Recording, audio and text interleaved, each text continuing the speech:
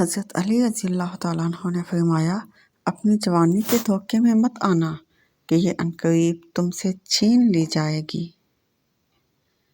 عزت، جہاں آپ کی عزت نہ ہو وہاں مت جاؤ، چاہے وہاں کھانا آپ کو سونے کی پلیٹ اور چاندی کی چمچ میں ہی کیوں نہ دیا جائے۔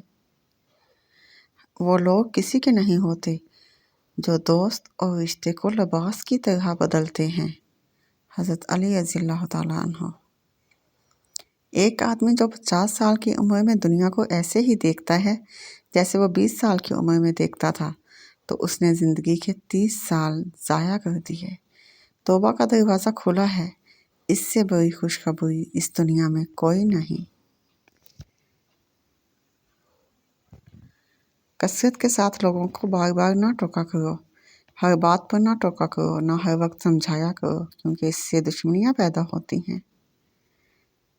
میں مشکل اور سخت کام کرنے کے لیے ہمیشہ سست بندے کا انتخاب کرتا ہوں، کیونکہ مجھے یقین ہے کہ وہ کوئی نہ کوئی آسان راستہ نکال لے گا۔ اپنے آپ کو عزت دو گے تو دوسرے آپ کا احترام کریں گے۔ جو شخص خطرہ مول لینے کی جرات نہیں رکھتا، وہ زندگی میں کچھ نہیں کر پائے گا۔ محمد علی باکسر۔ انسان دوسرے انسان کو جو سب سے بڑا تحفہ عطا کر سکتا ہے وہ وقت ہے۔ اس سے قیمتی تحفہ انسان کو نہیں دے سکتا۔ اپنا خیال بھی اہم ہے، لیکن سب سے اہم خیال اس کا ہے جس نے تجھے صاحب خیال بنایا۔ خدا سے مانگنا شجاعت ہے، اگر دے تو رحمت، نہ دے تو حکمت۔ مخلوق سے مانگنا ذلت ہے، اگر دے تو احسان، نہ دے تو شرمندگی۔ ماں سے محبت کرو، کیونکہ ماں کی پریشانی دیکھ کر اللہ نے صفا مروہ کو حج کا رکن بنا دیا۔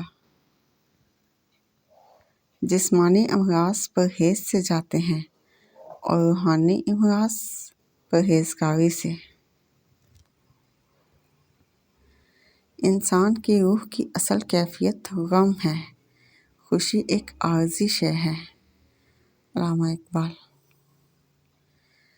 نماز کی فکر اپنے اوپر لازم کر لو، خدا کی قسم دنیا کی فکر سے آزاد ہو جاؤ گے اور کامیابی تمہارے قدم چومے گی۔